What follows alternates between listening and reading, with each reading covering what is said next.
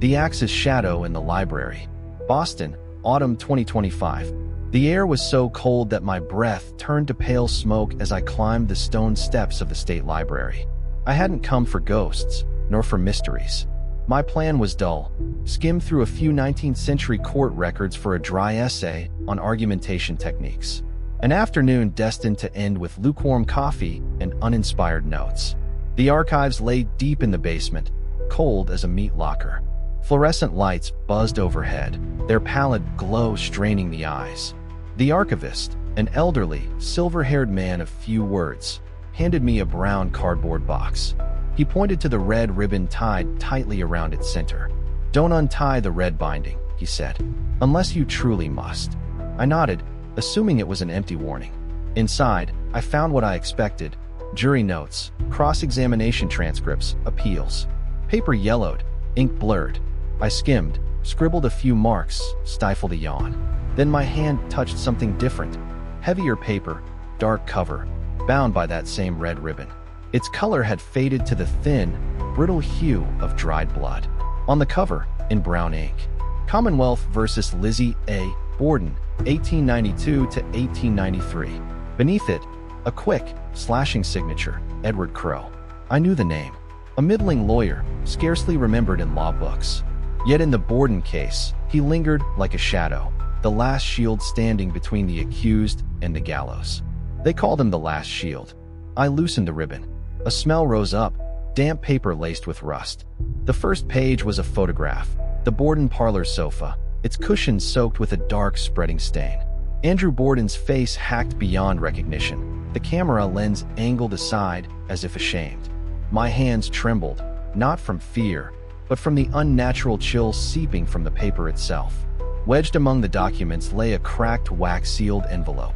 The seal bore the scales of justice, chipped at one corner. Inside was a letter dated June 22nd, 1893, 3 days after Lizzie's acquittal. The handwriting was thick yet wavering, the script of a hand heavy with doubt. To a colleague I shall never meet. If someone reads these words a century hence, know this: in the courtroom I argued with the law, but outside it, I lost to what I saw in her eyes. There were questions I dared not ask, answers I dared not write. I have hung up my robe, but still feel something clinging to my hands, something that is not ink. E. Crowe. Behind the letter was a loose diary page, scrawled with only 5 words. Abby first, Andrew after. No scream, no break-in, dress. The brevity chilled me more than any verdict.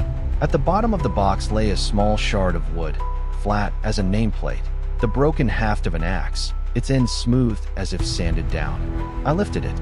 The moment my fingertips brushed the grain, a faint thud rang out, like a gavel striking from some distant courtroom. "You all right?" The archivist's voice called from the far end. I swallowed, nodded. He turned away. I set the fragment back, though my eyes refused to leave it. I turned more pages. In the margins of every transcript, Crowe had penciled terse notes. Time of breakfast, dress and kitchen, stair creaks. Questions too small for official record, yet the kind that keep lawyers awake at night. He had not solved the case. He had scattered pebbles, leading some future stranger onward. The lights flickered. I shoved the papers back, tried to retie the ribbon. My hands resisted. The words from his letter clung to me. I dared not write. I untied the ribbon again. Beneath it lay tracing paper, nearly translucent, sketched with a floor plan of the Borden house. Tiny arrows marked hallways, staircases, parlors. Beside them, 3 words, silent, heavy, torn. In the corner, a note. If no scream, 2 possibilities: kin or deaf. The final stroke thickened, dark as an axe biting into wood. Rain lashed the windows. I startled, turned, yet outside the sky was dry. The sound came from elsewhere. I blinked. The handwriting on the blueprint seemed to tremble, as if written aboard a moving train. Not superstition. The paper was alive. Another thud. Louder. The axe half quivered. I touched it again. A chill surged up my arm. I knew. Let go, and I'd return to a forgettable scholar. Hold on, and I might glimpse what Crowe never dared record. I gripped it tight. The room drained of sound. The walls blurred, the ceiling receded. The thud became boot steps on wooden planks, whispers, the scent of pomade and sweat thick in summer heat. Then a voice boomed, weighty as if spoken from the timber walls themselves. The Commonwealth of Massachusetts convenes in the matter of Lizzie A. Borden. I opened my eyes. Hard benches, a ceiling fan turning slow, gaslight burning jaundiced yellow. Before me, a scarred wooden table, a black robe draped over the chair. On the case file cover, the same hand, Edward Crowe. A flicker at the window pane, young woman, bright dress, clear eyes. Lizzie, then gone. I looked down. The letter I had read was still there, now with an added line, written in ink I could not explain. If you have come this far, do not defend me. Defend the truth. I drew a long breath, pulled the robe around my shoulders. Heavy, but it fit. The bailiff nodded, as though greeting an old acquaintance. Abby first, Andrew after. No scream. Dress. Simple nails hammered deep. And I heard my own voice resound in the courtroom. Your Honor, the defense is ready. Fall River, City of Axe Shadows. Fall River, Massachusetts. Summer, 1892. Nothing clings to the skin more stubbornly than the smell of damp cotton. It invades the lungs, suffocating, as though one were living inside a colossal morgue padded wall to wall with white cloth. The entire city thrummed with the churn of textile looms, an endless, weary rhythm, like the pounding heart of a machine that never stopped.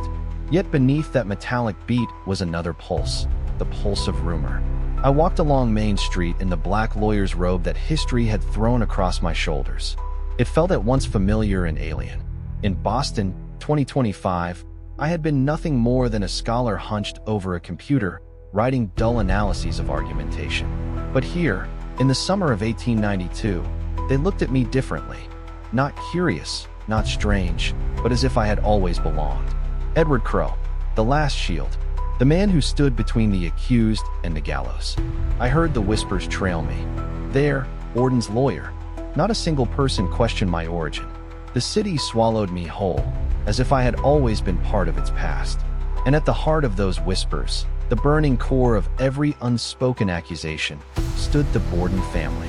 Andrew Borden, the iron banker, shuffled down the street, stooped slightly, clutching his worn leather case as if it were treasure.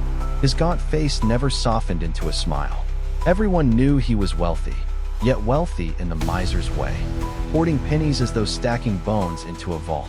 His house at 92 2nd Street had no running water, no electricity, its suffocating rooms sealed like a wooden coffin. As he passed, no one greeted him. They offered only curled lips. A man with money, but no friends. Abby, the unwanted step, appeared in a grocer's shop behind him. A plump woman in a dark dress, her face a blend of worry and hesitation. She bought a few spices, bowed her head, and left. The shopkeeper returned her politeness with a nod, but spat on the floor the instant the door shut. A late marriage, forced into a house with its own rigid hierarchy. Abby would never be more than a guest in her own home. And Lizzie, the silent heiress, 32, unmarried, bound to her church, her charities. Yet to most eyes she embodied something unnamed, cold, uncanny, dangerous. I saw her first through the half-open window on the second floor of the Borden house. Light filtered through a thin slit. Lizzie stood motionless. Her gaze fell on the street, and for one chilling instant, directly on me. Her eyes held no life, not emptiness either, but the pale opacity of frosted glass. They reflected nothing, yet beneath them I sensed a hidden flame, waiting to flare. When I looked up again, the window was empty. Fall River required no jury. Its trial unfolded in cafes, in fish markets, in the roar of the looms. Men argued loudly. Old Borden, rich as a king, but lived like a beggar. Another sneered. So stingy he probably keeps a skeleton in his safe. At the market, women whispered. That Abby, stepmother, no one likes her. Married and late, always an intruder. One lowered her voice. Lizzie and her sister? They're thinking of selling the family house just to escape her. The whispers clung to my robe like soot. The city had already delivered its verdict. Andrew, guilty of miserliness. Abby, guilty of intrusion. Lizzie, guilty of silence. Fall River needed no judge. Yet the law still had to function, and I, or rather Edward Crowe, had to stand as its shield. In Crowe's files, 3 words were scrawled in pencil, no scream. I read them again and again. 2 skulls split by an axe, Abby collapsed in the guest room upstairs. Andrew slumped on the sofa below. The maid, Bridget, still inside the house, washing windows. She heard Andrew return, but not a cry, not a struggle, only the whine of a hinge. That silence weighed heavier than any scream. Not emptiness, but a verdict without words. I penciled into the margin. If no scream killer was familiar, or mouth was stifled, or the blow too swift, too clean, but 2 victims, 2 rooms, and still no sound, I looked back at the city. The looms still roared, children still ran, yet in my mind a rhyme bled through from the future. Lizzie Borden took an axe. I shuddered. In 1892, no one had heard the nursery rhyme. Only I carried it in memory, echoing from a century yet to come. I did not know if I was investigating for history, for justice, or for a curse. But I knew this. Unless I found the missing scream, I would never escape Fall River. The market clanged with iron wheels, boots striking brick, gossip gnawing at the air. Everyone knew the Bordens. Everyone whispered. No one spoke aloud. The name itself weighed like a spell. Andrew passed through the market. I followed a few steps behind. He bought a coil of rope, paid with loose change, counting each coin with suspicion, as though the vendor might devour his fortune with a glance.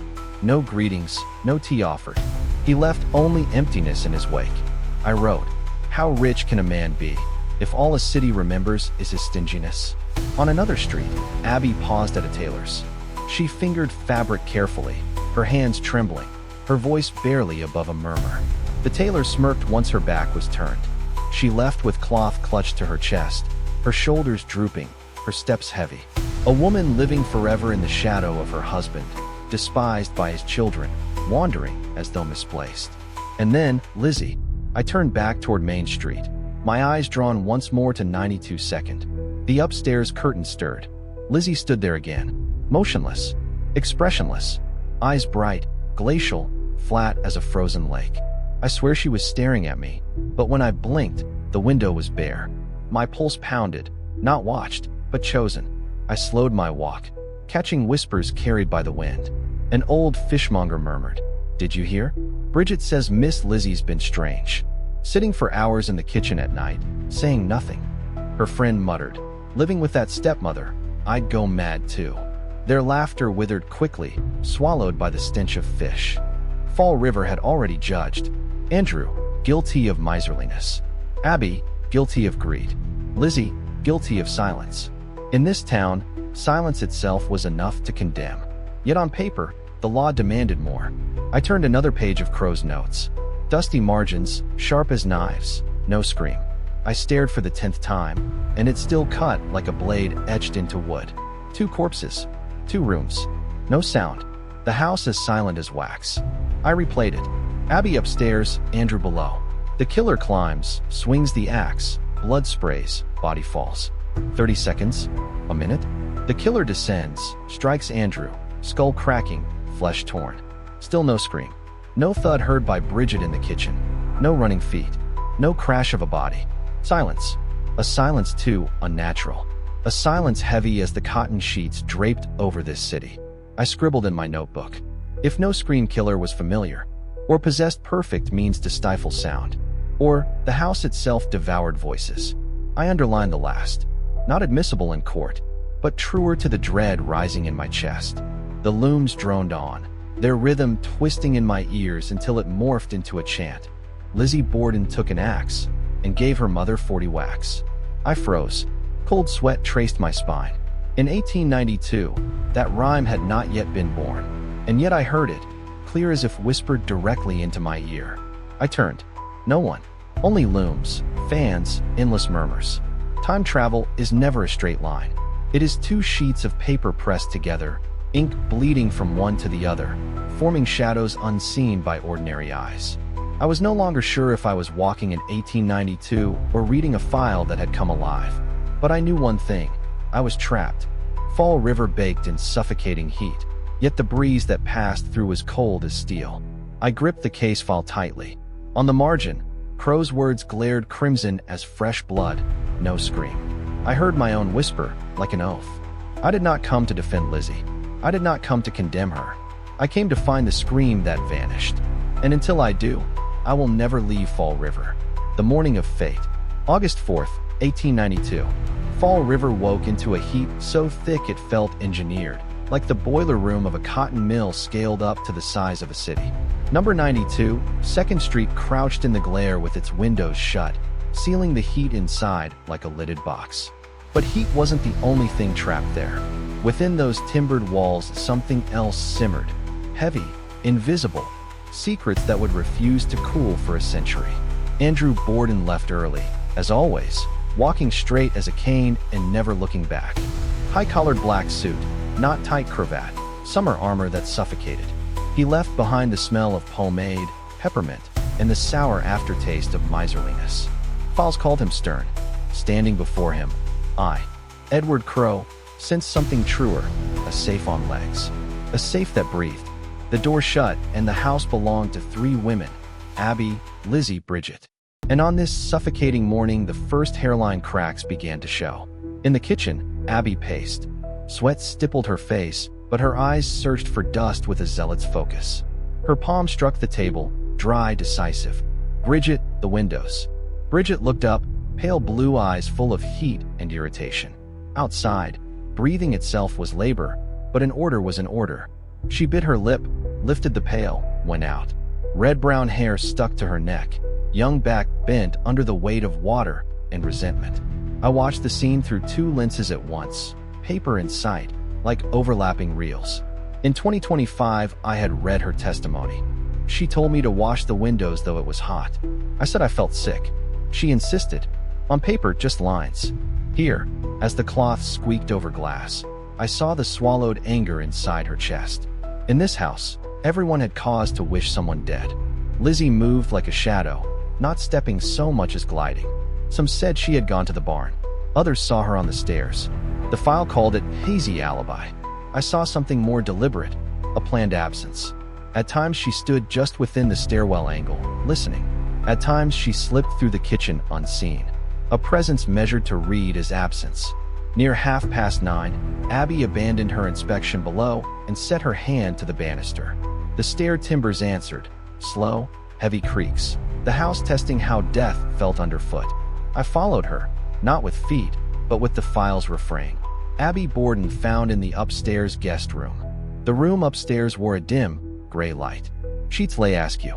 Abby began tugging fabric, plumping pillows. The soft rasp of cloth sounded loud in the thick air. Nothing warned her. Then someone approached from behind. A familiar silhouette, familiar enough that she didn't turn. Familiar enough that no sound left her throat. The first blow fell. I expected metal on wood. Instead, it landed muffled and wet, like rotten joists giving way in rain. Blood stippled the faded floral paper. Abby toppled, the wide skirt ballooning and then collapsing like soaked canvas.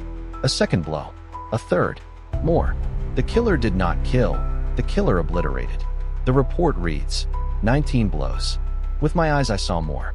I counted 19, 20, 21. Then the file blurred. I blinked. The number settled back to 19. The page trembled between my fingers, ink bleeding as if trying to choose a fact. The record was not fixed. It breathed. It selected. Outside, Bridget scrubbed glass. She later swore she heard nothing. No sound at all. How? A full body falling, skull riven, blood issuing in fans. Silence cannot hold that. Crow's pencil note ticked in my head. No scream. Not a description, a proposition. No scream means no fear. No fear means someone known. Or at least, not a stranger. Another single word Crow had left. Lonely, vibrating on the page. Torn. Torn sheet? Torn throat. Or the tear in silence itself. The word haunted me more than the blood. Abby lay face down on the guest room floor. The head, gone as a face. The medical man would write, unrecognizable by features. Words cold as steel. I could not stop at words. I smelled iron and old cotton. Saw hair matted and the neck open like a mouth. Even the house seemed to stop breathing. The killer did not flee. No forced door. No muddy prints. He stayed. Perhaps he wiped the axe. Perhaps he stood in shadow and waited. He knew what would come next. The air in number 92 thickened to something cuttable. I stood on the stairs. Above me, Abby. Below, Bridget washing. Between them, an airless corridor, as if sound itself had been swallowed. Bridget panted, cloth sliding over glass. Sunlight struck her brow, sweat ran in threads. Heat and anger made her hands shake. She muttered Irish curses the court transcripts would never record. Under that, something else, a fretful intuition. For in this house, she heard nothing but a hinge. No steps, no stair groan, no cry. Only silence, heavy as a shroud. I bent to the file. Crow's margin, no scream, sprouted a fresh stroke before my eyes, as if a hand were writing now. No scream equals trust. I blinked. The new graphite faded to a ghost smudge. The dossier was alive. It answered thought. It would not let me simply watch. Near 11, Andrew returned. The door opened, hinge whined. He set down his hat, unbuttoned his shoes. He grumbled about heat, but without the slightest quiver of doubt. He did not know Abby was dead above him. He did not smell the metallic sweetness that should have drifted down the stairs. Or if he did, this was a house that had learned to mask its odors as well as its sounds. He lowered himself onto the parlor sofa. Old floral fabric, grayed with time. The very piece future photographs would turn into an icon. He leaned back, exhaled, hands to thighs, eyes closing for an instant. Silence returned. Not harmless now, but a noose poised to tighten. Lizzie entered. She seemed to glide off the wall, eyes bright and cold. "Father, where's Mother?" Calm question. No worry, no haste. Andrew mumbled. "Upstairs, I expect," and let his head sink into the pillow. In my ear, from nowhere, the rhyme's next line slid in. When she saw what she had done, she gave her father 41. No one sang. Only I heard it. I understood. I was not an onlooker. I was being dragged through the loop that makes history cruel. Lizzie turned. Her skirt whispered over the boards. The movement was so smooth it refused to say whether it was true or performed. Bridget came in from the yard, soaking with sweat, and flicked a glance into the room. Master resting, Lizzie nearby. She looked away, more from exhaustion than curiosity. Her formal statement would later read, "I paid no mind and went to the back for a rest." Here, in the house, I saw a flicker cross her eyes. Doubt, quick as a fish. Andrew's lids lowered. From behind the sofa, a shape slid free. I did not see a face, only the quick flare of metal. The first blow fell onto an old man's fragile skull. The sound was not steel on steel. It was a melon bursting, wet, strangled, final. Andrew jerked once, no time to cry out. A second blow. A third. I counted. 6, 7, 10. Blood streamed, spattered the wall, slicked the arm of the chair, soaked the floral cushion. I glanced down. The autopsy read, 10 to 11 blows. My eyes had just seen more. 11, 12, 13. Then the numerals thickened on the page, as if someone pressed darker graphite over them. 11 confirmed. The record was choosing a version. I, visitor from 2025, was the only one watching the edits happen. Andrew slumped. Blood laced the floorboards, pooling into darkness. The house fell into absolute quiet. No running feet. No door latch. The killer did not leave. The killer remained. In that instant, Lizzie lifted her face and looked directly at me. Impossible. I am a ghost between centuries. Yet her gaze cut through air and time. She smiled. Not wide, not bright. A small, fine line that chilled me more than any axe. In my head, a pencil jabbed the wood. Torn equals truth? The words flashed and vanished. I gripped the file tighter. Truth does not recline. It gets cut, stitched, covered. My task, the future lawyer dragged backward, was to find the rip. Andrew lay still. Abby lay upstairs. 2 bodies, 1 house, a handful of stairs apart, and an entire city ready to live on rumor for 100 years. But here, now I knew only this. Silence can kill, and it was silence that kept me prisoner in Fall River. The father returns. At exactly 1 minute before 11. I remember it because the Borden parlor clock froze on the 11 and then twitched forward half a notch. Andrew Borden came home. The old wooden door opened. The hinge gave a thin cry, like wire pulled to breaking. It sounded less like metal than the sigh of a house that had swallowed a life but not yet digested it. He set his felt hat on the side table, unlaced his shoes. The heels struck the floor with dry clicks before he stepped slowly onto the carpet, darkened by time and secrets. Upstairs, Abby lay face down, her visage erased as though someone had shaved her from the family portrait. The scent of iron had begun to drift down the staircase. It should have struck the man entering, but I saw the terrible truth. This house could swallow smells as easily as it swallowed sound. Bridget passed the hallway, skirts damp, rag still in her hand. Sunlight painted a strip of fire across her cheek. Andrew looked at her, voice short and sharp, like a knife tapped on wood. Rest a while. For Bridget, the words were pardon, unexpected grace. She bowed, eyes bright with fatigue and relief, and sank into the kitchen chair that waited like an old accomplice. Lizzie emerged at the threshold of the parlor, not walking, sliding, as though pulled out of shadow by the light itself. "Father's home," she said, her voice smooth as poured water, flat as glass, carrying no warmth. Her eyes touched Andrew, then brushed across me. Impossible, yet with each brush of that gaze I felt my spine tighten. "I'll prepare something to eat." The words polite, rehearsed, her motions as precise as stage blocking. Andrew lowered himself onto the sofa, the floral chair that photographs would later immortalize. The frame creaked, the cushion sagged beneath his lean weight. He exhaled, eyelids drooping, hands slack against his thighs like a man who had walked too long in summer heat. The clock ticked on the wall. Each second hand was, to me, a suspended axe. I stared at it stutter, a pause, a jerk forward. I had seen such hesitation in the flicker of fluorescent tubes back in 2025, 2 times bleeding into each other. Lizzie adjusted a fruit cloth, straightened a pillow beneath his head. A tender gesture under yellowed light, a still life to anyone else. To me, it was preparation.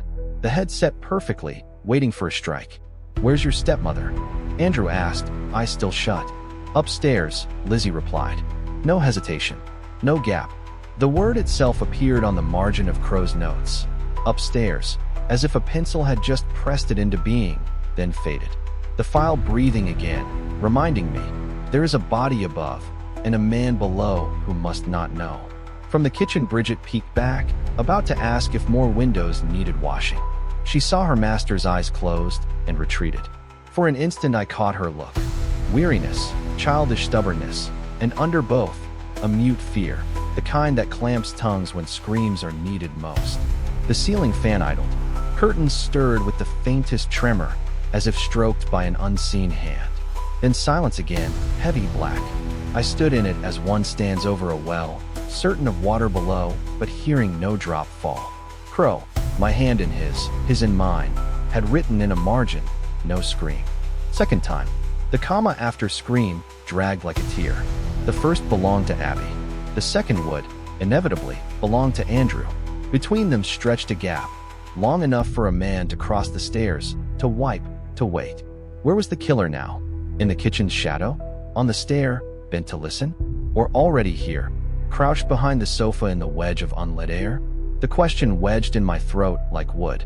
Andrew half opened his eyes, perhaps to speak, but no word came. His hand reached toward his vest pocket, habit of a man more wedded to money than comfort, and drew not a purse but a handkerchief. He dabbed his brow and laid the cloth on the pillow. The dark, damp spot it left, to me, looked like a target. The ticking grew louder, not truly, but in my ears. Each stroke a command. Now, now, now. Knowledge did not soften the dread. It sharpened each moment into a drop of waiting. From behind the sofa the shadow slipped. I saw no face, only the quick flare of metal, fish silver and murk. The first blow split Andrew's face. Not clang, but crack, fruit cleaving, wet and stifled. He jerked once. No scream. A second stroke. A third. I counted. 6, 7, 10, 11. Blood spurted, struck wall and armrest, sank into floral weave. The pillow Lizzie had just arranged caught it full, born for that role. I looked down. The autopsy file had opened of its own accord, 11 blows. Yet in my head, I was still counting, 12. I looked again. The number 11 darkened, ink thickened, as though overwritten. A voice I did not hear whispered, "Enough." Enough for whom? The law? Or the story someone wished told? Lizzie stood 2 steps from the sofa. She did not flinch, did not wail. Only a tiny motion of her eyelid, as if warding off memory. "Father," she said softly. A syllable without function, sound offered for a room stripped of sound. Bridget hovered in the kitchen doorway. Her only trace in the scene was the grip on her skirt hem, fist wrinkling fabric, nails dimpling cloth. Her mouth opened, no voice came. Heat, fear, or the house itself had learned to smother cries. I bent to the file again. Under no scream. Second time. Appeared a hair-thin word, written by no clear hand. Torn. No subject, no object. I searched the room. Curtain? Hem? Scalp? Truth? Andrew was gone. Silence remained. It crawled walls, crept stair, touched Abby above, coiled under the sofa.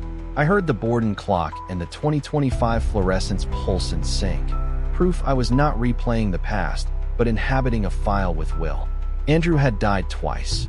Once in fact, once on paper. Action erased his face. Record erased what could not be spoken. Which death was worse? Lizzie lifted the embroidered handkerchief, now stained, and set it back straight, exact, as though laying tea service. Bridget, she said evenly, fetch Dr. Bowen. Ordinary words, perfectly timed, to send eyes outward, to the street, rather than upward, to the stairs. I clenched the dossier, the thought burning. The killer knew when to vanish, and who to leave as curator of sightlines. Some crimes need no escape. They need a narrator. The clock's minute hand passed the 11. Time resumed, loosened like a rope after strangulation. Street noises rushed back. Hawkers, loom thunder, life. The moment was packed away, stitched in a bag of silence. I sat across from the sofa, pencil scraping the margin. No forced entry. Gap between deaths equals time to wipe, /change, /hide half. Andrew trusted the house. Silence exploited trust. Lizzie directs. Upstairs, fetch the doctor. Bridget at threshold. Saw, but did not hear. The phrase did not hear froze me. A truth flickered like a fish beneath. There had been sound. It was swallowed. I remembered the axe haft in its red ribbon box, the thud that became boots, then gavel, then blade. One sound layered. So here, the scream belonged to some layer, suppressed. Who, or what, held the hand on the dial? Bridget hesitated, then bolted. Her shoes struck the boards, this time audible. The irony cut sharp. The house gave sound back only when truth no longer needed it. Lizzie stood straight. Her eyes crossed mine. Absurd, impossible, and I read not fear nor void, but recognition. She knew I was here, as I had glimpsed her in the library glass. You see, those eyes said wordlessly. Here, silence is the truest witness. The house exhaled. I felt its breath. Cotton, coal, something between ink and blood. Chill my neck. The word torn returned. Torn equals the edge of truth, where story is flayed to fit law. Outside, steps approached. Neighbors, doctor, police. Too soon to crowd, too late to hear. Soon the parlor would be a theater. Soon the script official. But for one breath more, there were four. A corpse upstairs, a corpse below, a girl taut as wire, and a lawyer from the future scribbling notes for a trial unborn. I lifted my head, ready to speak something meaningless, a reflex. Instead, a cry broke out. Not mine. Father, Father. The cry came precisely when it had to, neither early nor late, as if a door had been opened only after the room was staged. It tore the silence cleanly, two halves, for outsiders to hear and rush toward. And I, pencil shaking, understood. The next chapter would be written not by me, but by those who arrived after. I shut the file, the paper edge nicking my finger, a reminder, trust nothing that comes at the perfect time. And faint in my ear, words once written, then erased by crow returned. A cry is not evidence. It is smoke. Lizzie's cry. No one heard Abby fall. No one heard the axe divide Andrew's bone. The house had eaten every sound, like a beast that had learned to hide its tracks. Then, sudden as a knife parting cloth, a cry split the noon. Father. Father's been killed. The sound did not trickle down the staircase. It shot straight through the doorway, crossed the yard, climbed the picket fence, smacked the neighbor's wall, and ricocheted across the swelter. Even the Borden timbers seemed to tremble, as if forced to spit the voice back out. Mary Churchill dropped a clothespin and ran. Alice Russell, Lizzie's rare friend, lifted her hands from a basin of thread and nearly forgot to latch her gate. Dr. Bowen heard, paused only a heartbeat, snatched his black bag, and covered the few houses at a stride. They didn't need the words, only the pitch of fear. In the doorway, Lizzie stood straight, dress pale, face powdered white by shock. Both hands clenched, tendons stood in the wrists. Each finger seemed to hold a secret from slipping to the floorboards. From my slant between man and dossier, I saw a peculiar light in her eyes. Not the wet glint of tears, but the cold flare of glass and sun. Clear, reflective, revealing everything but itself. The parlor stank metallic. Andrew lay on the floral sofa, his head ruined so completely that his last look seemed trapped like a shard of mirror in the fabric. I had seen the photograph in 2025. Now the photograph had stepped out, and reality was colder than the picture. I just came down from upstairs, Lizzie said, flat, clean.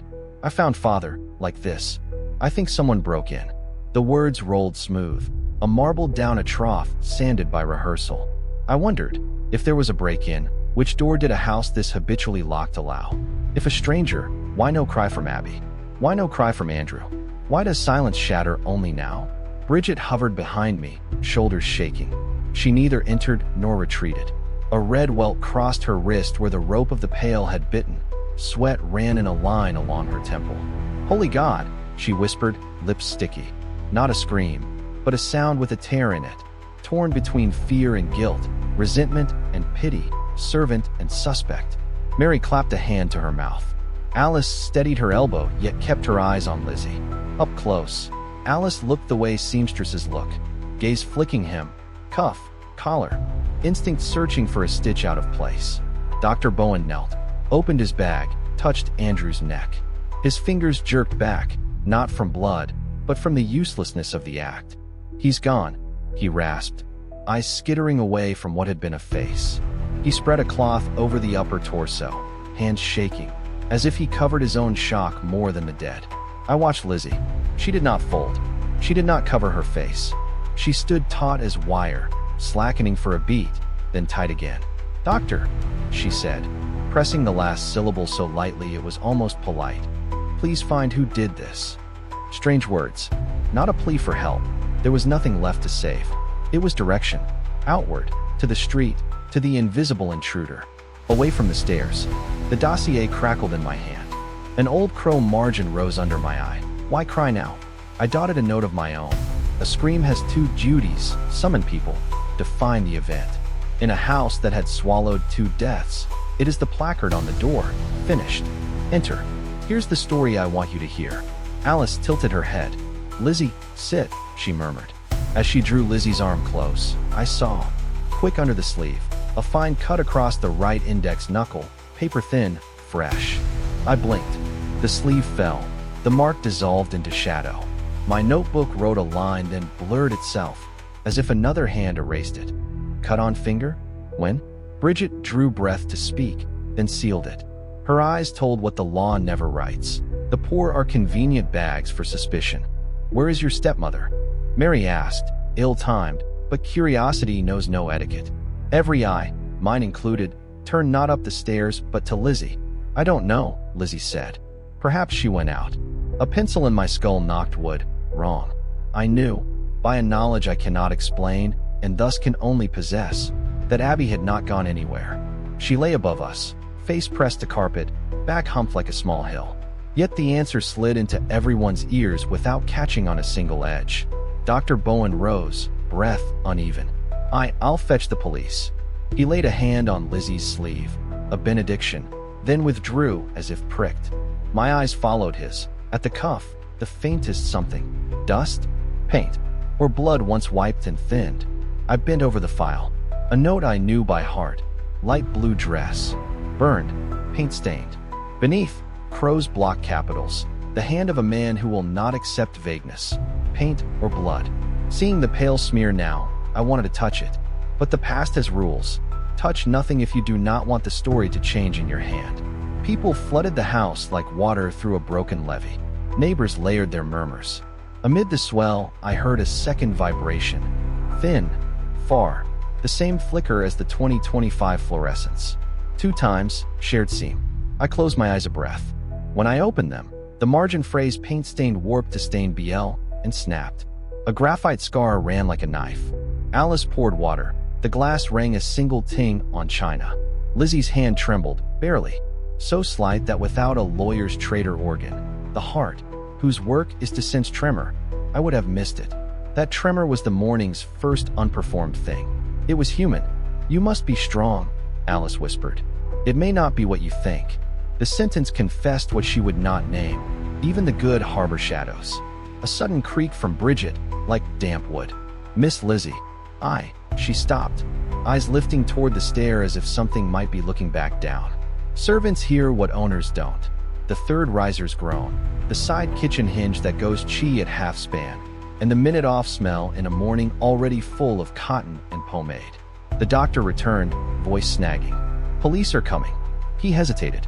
Lizzie, your stepmother, Mrs. Abbey, is she? I don't know, Lizzie repeated, but her breath slipped. A tick I heard as plainly as the second hand clearing a notch. She knew, and she was assigning silence its role, to conceal. I set 4 stakes in the margin, posts around a swamp.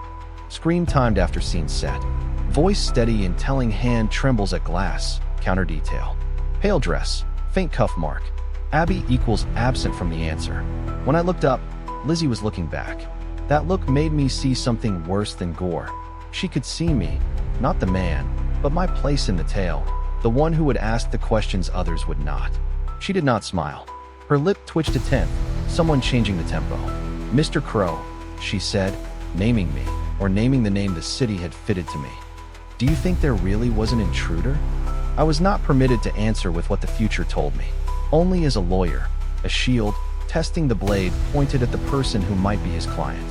When windows and doors show no prime marks, I said, too even for my own comfort. Intruder is a word that requires proof. The whisper spread like ink. Mary shivered. Then, if not a stranger, she could not walk the sentence to its end. Eyes slid off Lizzie as eyes slide off the sun, to spare themselves. Truth has its own glare. Find Mrs. Abbey, I said at last. I did not want the words. They were scissors cutting the last thread holding the fabric of calm. But lawyers are not magicians. Our task is to touch the truth even when it bites. Bridget hesitated, then moved to the stairs. The first tread said court, the second nothing, the third crack, the house answering me in the language it has always used to protest sound. Mary made to follow. Alice caught her sleeve. Let Bridget, she murmured. They obeyed the house's silent rule without knowing it. The one who belongs to a house must be the one to wake it.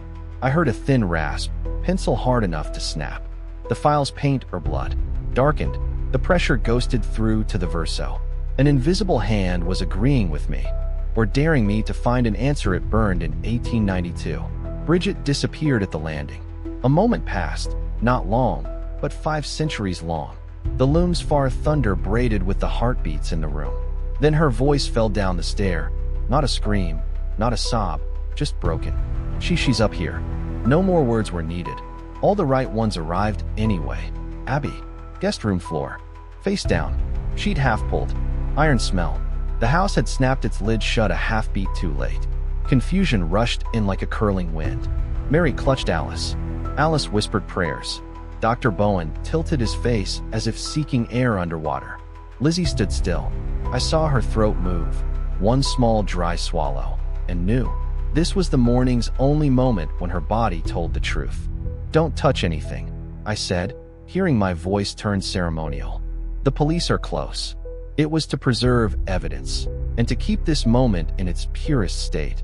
The scream has done its work. Now silence will do the rest. The doctor nodded. His eyes returned to the hem of Lizzie's sleeve, drawn as physicians are to stains that don't belong. I knew he would write something vague, too soft to convict, sharp enough to haunt. Lizzie, Alice said, let me change your dress. No, Lizzie answered. Too quick, too straight, then slower. No, not now. It fell with the precision of a coin into glass. The innocent change clothes to stop seeing blood. Others do not. Not because stain doesn't matter, but because timing does. I noted, dress to be examined, ash. The word ash ran ahead of my lead, dragging a smell I knew. Faint scorch of something already burned. In 2025, a small line in a report. Days later, pale dress burned. Reason, paint. Once I let it pass. Now I treated it as a confession from an object. Boots thumped on the stoop. Police. Hats. Notebooks. Eyes that prefer order to truth. They would ask, and the story would set like plaster. My work was clear. Step into that flow, play by the rules, and move upstream through the cracks rules leave. Before they crowded in, a strange small privacy fell between Lizzie and me. No words, 2 looks. I did not read guilt in hers. I read awareness, the knowledge of how to survive inside a narrative one cannot control. Her scream, I understood, was not meant to cancel silence, but to conduct it, set the tempo, raise the curtain, draw the audience only when the stage was dressed. Mr. Crow, a constable entered, lifting his hat. We'll need an initial statement. So will I said, and I will need that dress. Lizzie did not blink. Which dress? The pale one you're wearing, Alice supplied, soft. So you won't catch a chill. Don't, Lizzie said again, lower. The room seemed to lose air. The word plucked a string in my head, and the axe haft in its red ribbon box thudded across years. The lines matched. No one touches anything, I said, letting my mouth assume a lawyer's shape. No one changes anything. Not until it's recorded. I spoke to guard the scene, and to guard the question, paint or blood. Outside, children ran the fence, loving whistles, hating smoke. A nonsense jingle drifted to my ear, a rhyme from the wrong century. Lizzie Borden took an axe. I blinked. 1892 had no such song. But time is a two-way mirror. Press your forehead to the glass, and you hear the other room. Police ringed the parlor, chalked lines, set rulers, measured angles, manufacturing the comfort that truth is a polygon with calculable area. I looked back at the girl in the center and knew, not a shape, a tear, where story has been yanked too hard and the lining shows trust, dislike, convenience, and what we call a scream at the right time. I stepped back half a pace to let the machine begin its work and placed my hand on the dossier's edge like a pianist finding the first key. We would enter the official play now. My task, as the last shield, was to keep time and quietly change the key. Under my fingers, Crow's old line, my line, took a second underline. A scream is not evidence. It is smoke. I added the other half, the part only the writer can see. And sometimes, by following smoke, we find fire. Lizzie's cry. No one heard Abby fall. No one heard the axe divide Andrew's bone. The house had eaten every sound, like a beast that had learned to hide its tracks. Then, sudden as a knife parting cloth, a cry split the noon. Father! Father's been killed. The sound did not trickle down the staircase. It shot straight through the doorway, crossed the yard, climbed the picket fence, smacked the neighbor's wall, and ricocheted across the swelter. Even the Borden timbers seemed to tremble, as if forced to spit the voice back out. Mary Churchill dropped a clothespin and ran. Alice Russell, Lizzie's rare friend, lifted her hands from a basin of thread and nearly forgot to latch her gate. Dr. Bowen heard, paused only a heartbeat, snatched his black bag, and covered the few houses at a stride. They didn't need the words, only the pitch of fear. In the doorway, Lizzie stood straight, dress pale, face powdered white by shock. Both hands clenched, tendons stood in the wrists.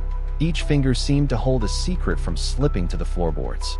From my slant between man and dossier, I saw a peculiar light in her eyes. Not the wet glint of tears, but the cold flare of glass and sun. Clear, reflective, revealing everything but itself. The parlor stank metallic. Andrew lay on the floral sofa, his head ruined so completely that his last look seemed trapped like a shard of mirror in the fabric. I had seen the photograph in 2025. Now the photograph had stepped out, and reality was colder than the picture. I just came down from upstairs, Lizzie said, flat, clean. I found Father, like this. I think someone broke in. The words rolled smooth, a marble down a trough sanded by rehearsal. I wondered, if there was a break-in, which door did a house this habitually locked allow? If a stranger, why no cry from Abby? Why no cry from Andrew? Why does silence shatter only now? Bridget hovered behind me, shoulders shaking. She neither entered nor retreated. A red welt crossed her wrist where the rope of the pail had bitten. Sweat ran in a line along her temple. Holy God, she whispered, lips sticky. Not a scream, but a sound with a tear in it, torn between fear and guilt, resentment and pity, servant and suspect. Mary clapped a hand to her mouth. Alice steadied her elbow, yet kept her eyes on Lizzie. Up close, Alice looked the way seamstresses look, gaze flicking hem, cuff, collar, instinct searching for a stitch out of place. Dr. Bowen knelt. opened his bag, touched Andrew's neck. His fingers jerked back, not from blood, but from the uselessness of the act. "He's gone," he rasped, eyes skittering away from what had been a face. He spread a cloth over the upper torso, hands shaking, as if he covered his own shock more than the dead. I watched Lizzie. She did not fold. She did not cover her face. She stood taut as wire, slackening for a beat, then tight again. "Doctor," she said, pressing the last syllable so lightly it was almost polite. "Please find who did this." Strange words. Not a plea for help. There was nothing left to save. It was direction. Outward, to the street, to the invisible intruder. Away from the stairs. The dossier crackled in my hand. An old crow margin rose under my eye. Why cry now? I dotted a note of my own. A scream has two duties: summon people, define the event. In a house that had swallowed 2 deaths, it is the placard on the door. Finished. Enter. Here's the story I want you to hear. Alice tilted her head. "Lizzie, sit," she murmured. As she drew Lizzie's arm close, I saw, quick under the sleeve, a fine cut across the right index knuckle, paper thin, fresh. I blinked. The sleeve fell. The mark dissolved into shadow. My notebook wrote a line, then blurred itself, as if another hand erased it. Cut on finger? When? Bridget drew breath to speak, then sealed it. Her eyes told what the law never writes. The poor are convenient bags for suspicion. "Where is your stepmother?" Mary asked, ill-timed, but curiosity knows no etiquette. Every eye, mine included, turned not up the stairs but to Lizzie. "I don't know," Lizzie said. "Perhaps she went out." A pencil in my skull knocked wood. Wrong. I knew, by a knowledge I cannot explain, and thus can only possess, that Abby had not gone anywhere. She lay above us, face pressed to carpet, back humped like a small hill. Yet the answer slid into everyone's ears without catching on a single edge. Dr. Bowen rose, breath uneven. I'll fetch the police." He laid a hand on Lizzie's sleeve, a benediction, then withdrew as if pricked. My eyes followed his. At the cuff, the faintest something. Dust? Paint? Or blood once wiped and thinned? I bent over the file. A note I knew by heart. Light blue dress. Burned. Paint-stained. Beneath, crow's block capitals. The hand of a man who will not accept vagueness. Paint or blood. Seeing the pale smear now, I wanted to touch it. But the past has rules. Touch nothing if you do not want the story to change in your hand. People flooded the house like water through a broken levee. Neighbors layered their murmurs. Amid the swell, I heard a second vibration. Thin, far, the same flicker as the 2025 fluorescence. 2 times, shared seam. I closed my eyes a breath. When I opened them, the margin phrase paint-stained warped to stain BL and snapped. A graphite scar ran like a knife. Alice poured water. The glass rang a single ting on china. Lizzie's hand trembled, barely. So slight that without a lawyer's traitor organ, the heart, whose work is to sense tremor, I would have missed it. That tremor was the morning's first unperformed thing. It was human. "You must be strong," Alice whispered. "It may not be what you think."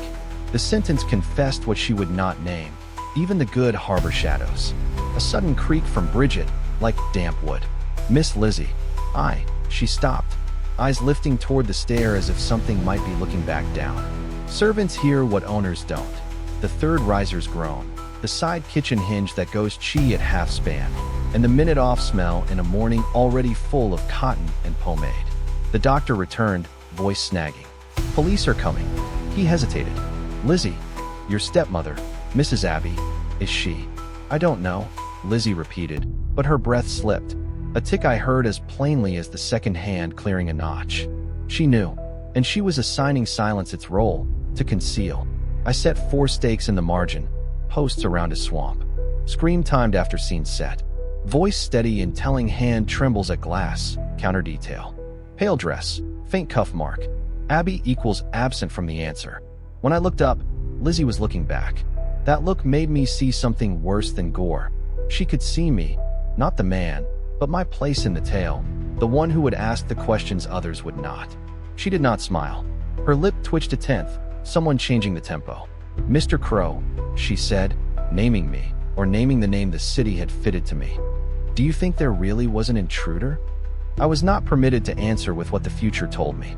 Only as a lawyer, a shield, testing the blade pointed at the person who might be his client. When windows and doors show no prime marks, I said, too even for my own comfort. Intruder is a word that requires proof. The whisper spread like ink. Mary shivered. Then, if not a stranger, she could not walk the sentence to its end. I slid off Lizzie as eyes slide off the sun, to spare themselves. Truth has its own glare. Find Mrs. Abbey, I said at last. I did not want the words. They were scissors cutting the last thread holding the fabric of calm. But lawyers are not magicians. Our task is to touch the truth even when it bites. Bridget hesitated, then moved to the stairs. The first tread said court, the second nothing, the third crack, the house answering me in the language it has always used to protest sound. Mary made to follow. Alice caught her sleeve. Let Bridget, she murmured. They obeyed the house's silent rule without knowing it. The one who belongs to a house must be the one to wake it. I heard a thin rasp, pencil hard enough to snap. The file's paint or blood darkened. The pressure ghosted through to the verso. An invisible hand was agreeing with me, or daring me to find an answer it burned in 1892. Bridget disappeared at the landing. A moment passed, not long, but 5 centuries long. The loom's far thunder braided with the heartbeats in the room. Then her voice fell down the stair. Not a scream, not a sob, just broken. She's up here. No more words were needed. All the right ones arrived anyway. Abbey. Guest room floor. Face down. Sheet half pulled. Iron smell. The house had snapped its lid shut a half beat too late. Confusion rushed in like a curling wind. Mary clutched Alice.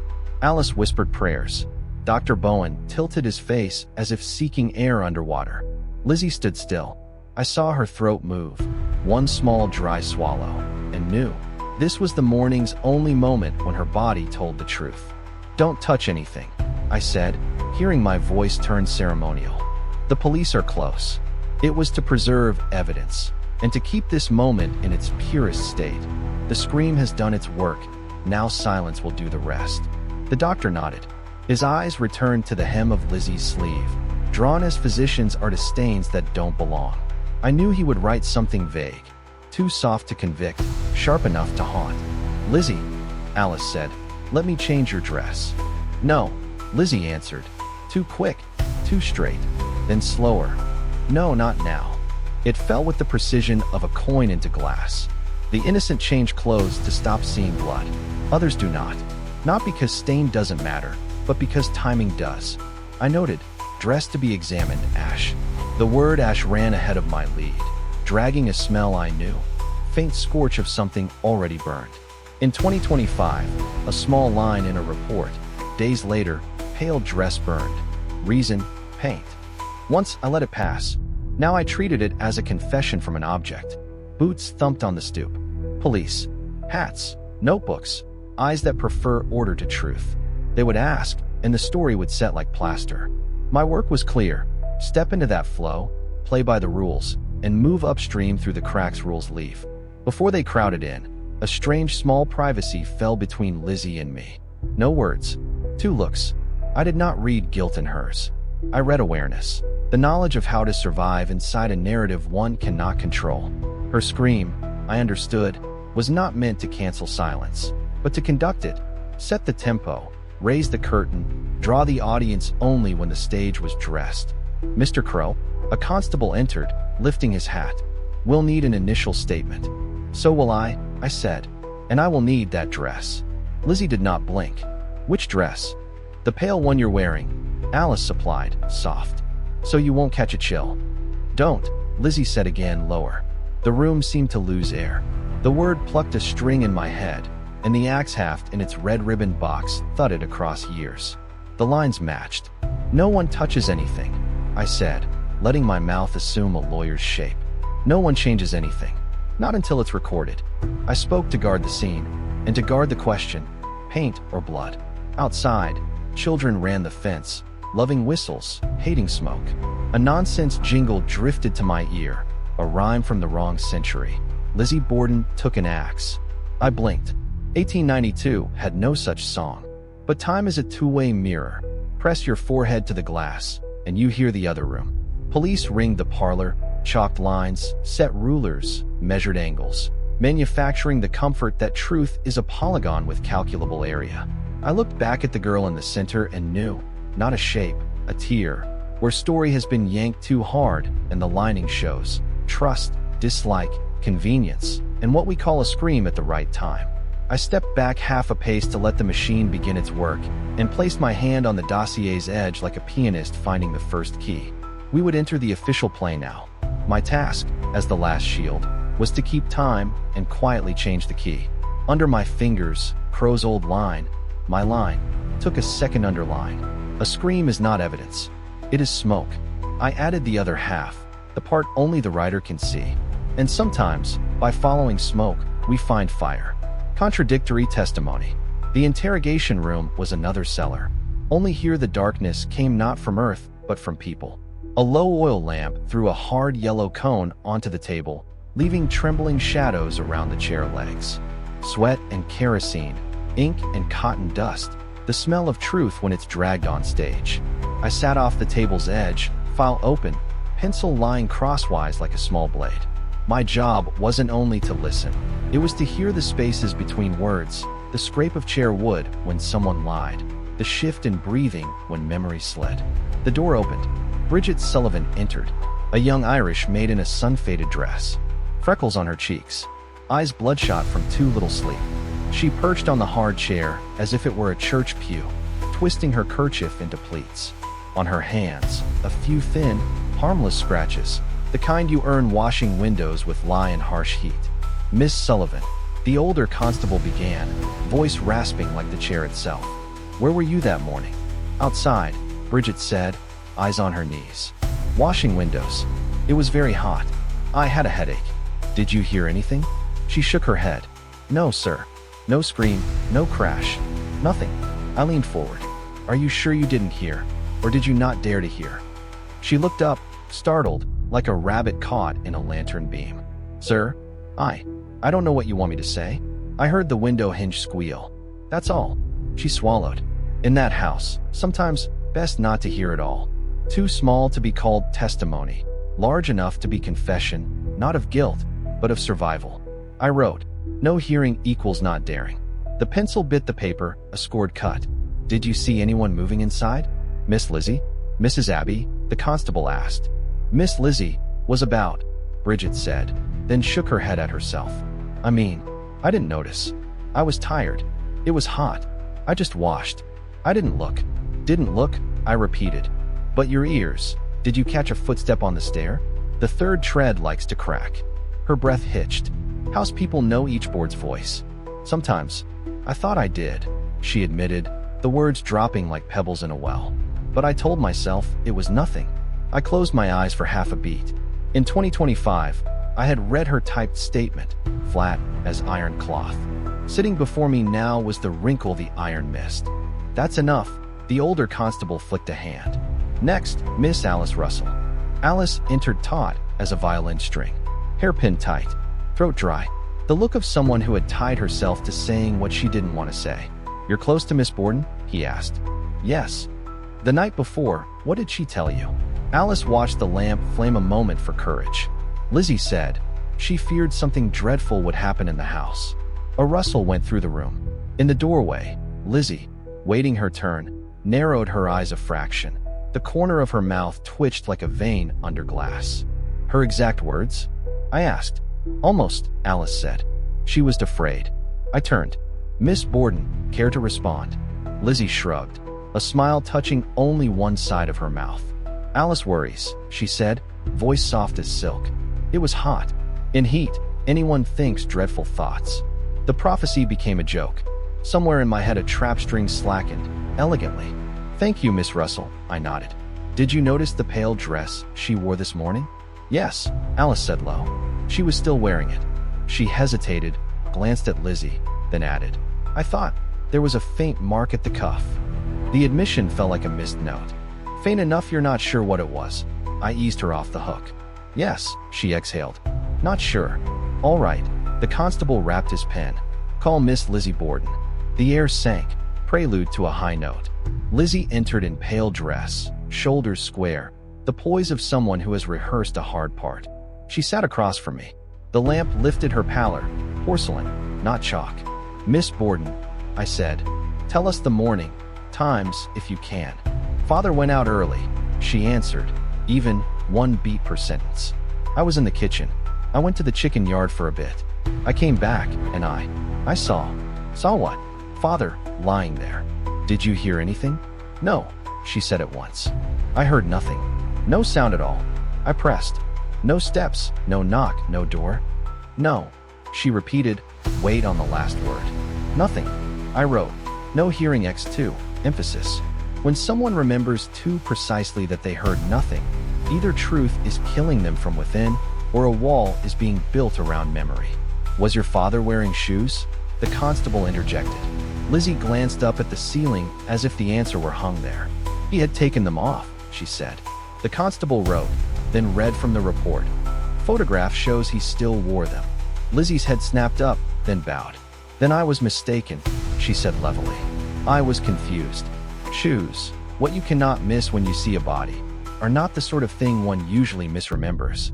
The room thrummed a half-tone off, like a string tuned wrong. What of the hatchet found in the cellar? I asked. Never seen it.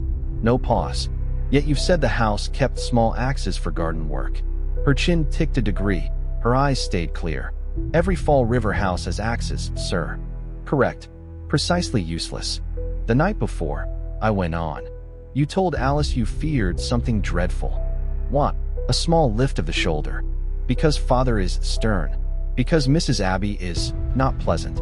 Because of talk of thefts. Because of the heat. I am a woman. I think too much. Is that so strange? Not strange, I nodded. Just well-timed. A 1/10 smile. Well-timed. Would you prefer I predicted the hour I should scream? I let that fall. On the page I drew an arrow. Premonition timing of cry. Stories that want belief must land their accents where the audience waits. Her scream had landed there. Were you at the hen yard or in the kitchen when your father was killed? The constable pressed. Kitchen, Lizzie said. You said hen yard before, he pushed. I went back and forth, she said. I don't remember the precise moment. I only remember what came after, when I saw him. Not false. Slipstreaming the timeline with a skilled narrator's ease. I looked at her hand. The faintest nick across the index knuckle, paper thin, new, appearing and hiding beneath the cuff. Would you like to change dresses? Alice murmured, shielding her from the stare of law. So you won't catch cold. Not now, Lizzie said, for the 3rd time that day. Now fell each time like a small anchor. She needed it, for at least one more scene. You've said your father had no enemies. I shifted. You're sure? Sure, she said. People may dislike him because he was frugal. Enemies, no. In my head a list flickered. The cold, indexed quarrels a century hence would digitize. I couldn't conjure them like charms. I could only say, Fall River is cotton dust. Everyone inhales some, and leave the simile hanging in the air. The constable shut his book. 10 minutes recess. Wood scraped. People exhaled, like jumpers who had cleared a narrow stream without knowing how deep it was. I watched the lamp. My heart matched a rhythm from another room. 3 small gavel taps, a fluorescent gasp, 2 times laying measures over each other.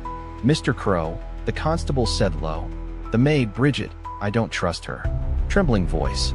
Shifty eyes. I didn't say she wasn't trembling, I answered. I said she trembles because she knows, not because she did. And Lizzie, I didn't say she did, I said. I said her story is too beautiful. He smirked. You lawyers hate beauty? In here, beauty is makeup, I said, and returned to the table. Underscore.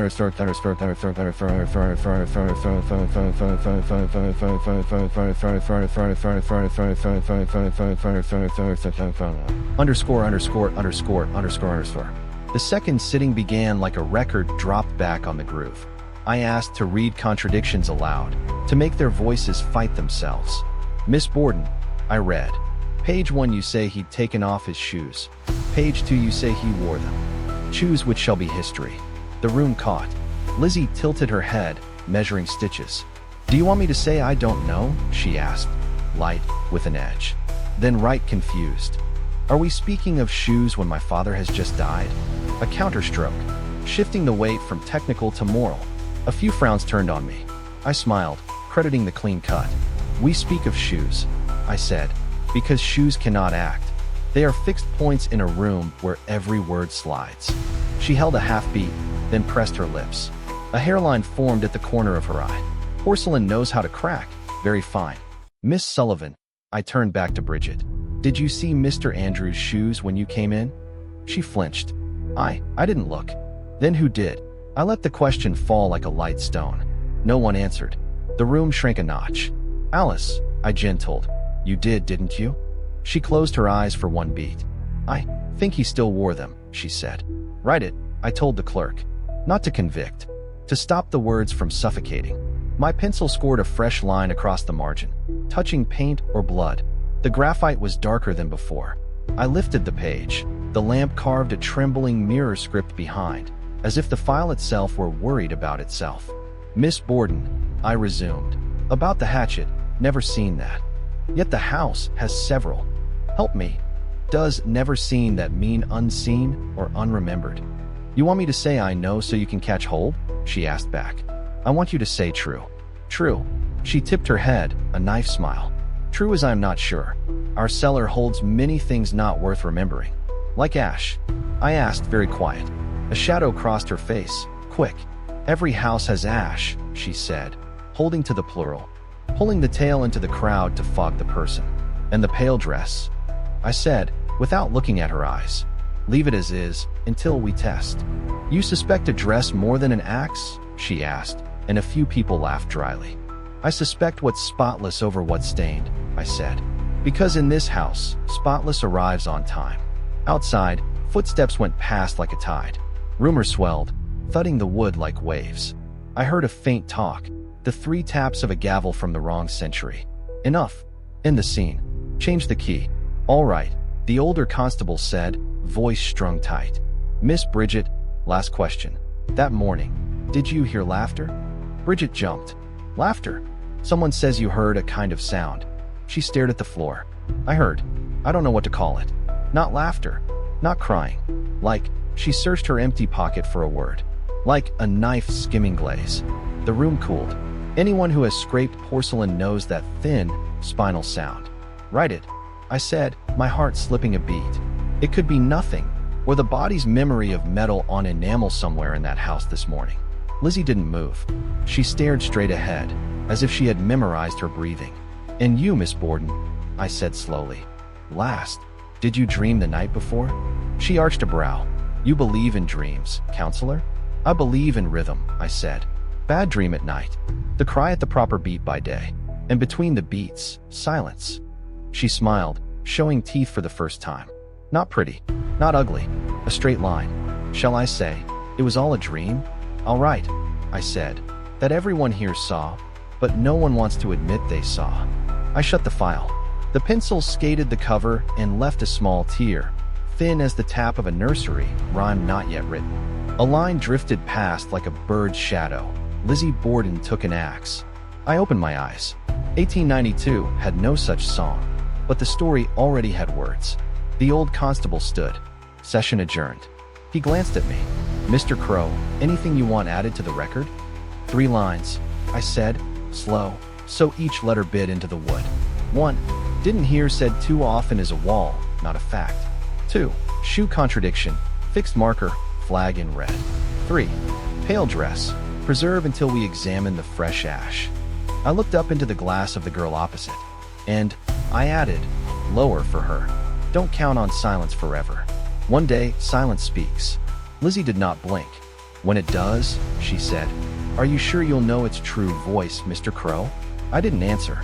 The wall clock's second hand jumped a notch, just as it had in the Borden parlor before the axe fell. 1 beat, just 1, enough to leave room for the next chapter's surprise. I stood. My robe fell with the dry whisper of paper. The door opened. The hall was cooler, but the story burned hotter.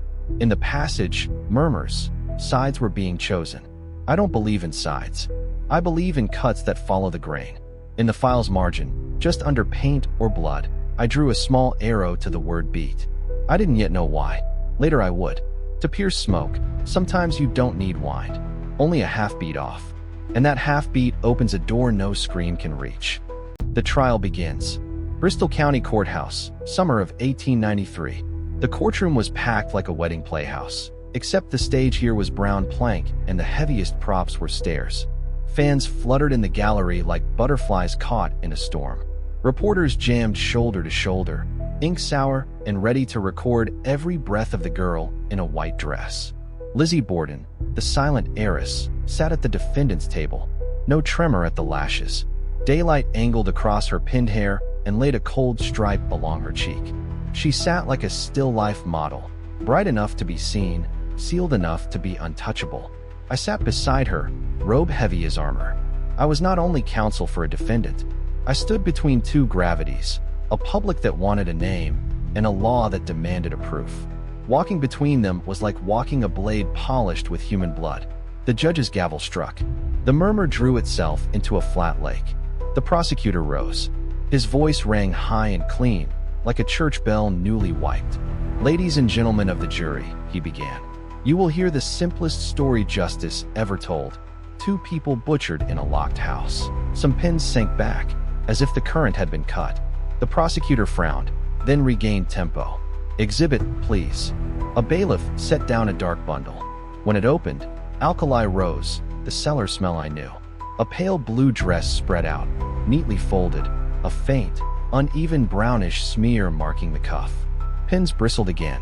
In my skull, a gavel from another time tapped 3 dry beats. In the file's margin, paint stain trembled, and for a blink became stained BL, before retreating like an animal to its hole. My back cooled. History, like a good actor, knows when to hesitate. "What does this look like to you?" the prosecutor asked O'Neill, trying to let the dress speak. "Looks like dried blood," O'Neill said. "Objection." I rose, clean and flat. "Lay opinion." "Stricken," the judge ruled. "Describe only what you saw." O'Neill swallowed. "Brown blotchy. Smells of lye ash." I stepped in. "Officer, are you aware lye from ash can brown fabric?" "I don't know." "Did you wash the dress?" "No." "Can you exclude ash, smoke, or heat as the cause of the browning?" "No." "Do you know that hot water meeting protein, if it were blood, coagulates and clings irregularly, unlike paint?" "I do not." I faced the jurors, one notch softer. Justice does not hate tears. It hates brown-colored guesses. A disapproving snort from somewhere. "Good." Crowd resistance is the grit truth grips. The prosecutor shifted lanes. "Dr. Bowen." The doctor took the stand, pale, hands knitted. "You first examined Mr. Andrew in the parlor?" "Yes." "Did you see blood?" "Yes, a great deal." "On the defendant's dress?" "No. I don't recall any." I moved in. "Forgive a homely question, doctor. On a pale, light fabric, how does fresh blood sit?" "Fresh, dark red, tacky. When dried, brown. And lye? The kind leached from ash. What odor on cloth?" "Sharp. Acrid. Like this." I lifted the dress, careful of the mark. He hesitated. "There is lye." I nodded. "Thank you." The prosecutor scratched for angle. "Miss Alice Russell." Alice mounted the step, mouth dry, eyes flicking to Lizzie, then back to me as if seeking a safe plank. "Have you seen this dress at the Borden house?" he asked. "Yes," Alice said. "Pale blue. Lizzie wore one." "See any mark before the 4th?" She bit her lip. "Not clearly. That morning, I thought I saw a faint mark at the cuff." "Faint enough you were unsure," I interposed, sparing her the wolves. "Yes," she breathed. "Unsure. Thank you, Miss Russell." The prosecutor closed, then lunged for sentiment, turning to the box, but the dress was found in ash. Why would the innocent burn their own dress? The room ought. A question that does not need an answer, only a feeling. "Objection," I cut. "Argument, not question." The judge nodded him back to interrogatives. I turned to Alice, voice lowered. "Miss Russell, in heat like this, do women launder with lye water?" "Yes." "Can lye leave irregular brown on fabric?" "Yes, sometimes." "Thank you." A tight line formed at the prosecutor's mouth. He pivoted. "Mrs. Mary Churchill." Mary confirmed the ash, the burning days after. The crow in me pressed the pencil. The delay is a stage for reconstructions. It is the second act's curtain. I asked again for limiting instruction. The jury should not decide the stain's nature until they hear microscopic testimony. The court nodded. I moved to subpoena a Providence microscopist to examine fibers, if blood, corpuscles, and protein, if paint or dye, pigment grains. In 1893, a lens can see smaller than rumor. Whispers. A few faces soured. They did not want a microscope in their matinee. They wanted a final flourish of arms. Back at council table, Lizzie tilted her head slightly. A thread-thin smile touched for half a second, not triumphant, but the smile of someone who brought a Perry to a duel. The judge tapped. 15 minutes recess. The room exploded like an open hive. Some drifted to the hall, some wrote, some argued that lies smelled like fresh blood. I stayed and opened the file. Paint or blood? Darkened to shade. The graphite ghosted the verso. A charcoal whisper. Don't trust what arrives on cue. Mr. Crow. The prosecutor drifted by. Voice easy. The man slowed but not felled. Ever think the cleanliness you fear is precisely her exit? I don't fear clean, I said. I fear clean that keeps time. He lifted a corner of his mouth, then let it go. He prefers a punch. I prefer a cut. Both are violences. Only the meter differs. I stood. My robe dropped like a square of shade. Lizzie looked at me, steady and still. Between us hung a sentence I didn't speak. If you're innocent, this composure will kill you in their eyes. If you're guilty, it will save you. Either way, it's craft. The bell called. We filed back. Chairs whispered like old bone. The judge looked down the row. You will hear experts. Before you leave today, remember, do not convict by color. I let out a breath no one heard. Somewhere, in a cold library of the future, a fluorescent hissed and died, yielding to wooden shoes in 1893. 2 times struck the same advice. Not yet. The prosecutor promised to flourish. The Commonwealth will prove this dress is the voice of the dead. I stood, faced the jurors. And I will ask where the dress learned to speak. Gavel. Curtain. The air clung like spider silk to the hands. Outside, children in the square sang a nonsense jump rope rhyme, tossing a rope over a fence. Lizzie Borden took an axe. I turned, sharply. 1893 had no such song. But stories run a half beat ahead of the songs that name them. Half a beat is enough to turn a dress from prop to testimony, if you let it. I tightened my file. In the margin, under paint or blood, I drew a small arrow, LY and ASH. Then I wrote a line not for the jurors, but for myself. In that house, what kills is not only the axe. It is the skill of cleaning. Tomorrow, I will call for the microscope. Tonight, I will count beats, because beats brought the scream on time and the dress to the fire. Break the beat, and the smoke will tear. Evidence erased. That day, the courtroom erupted over a pale blue dress. The prosecutor lifted it, hem blotched brown, and the room seemed sliced by an invisible blade. Paint or blood, his voice chimed, bright as a church bell. Jurors leaned in, eyes glinting. Reporters jostled, nibs hammering paper like hail on tin. I sat beside Lizzie, heart-thudding ribs. In every file I'd ever read, that dress existed only as a rumor shadow. Burned dress, reason unknown. Now it stood in daylight, a silk-clad ghost smiling for the crowd. That night I opened Crow's file. In the margin, a wavery pencil note. If the dress remains, it will either save her or kill her. I shut the file and heard my pulse like a gavel run.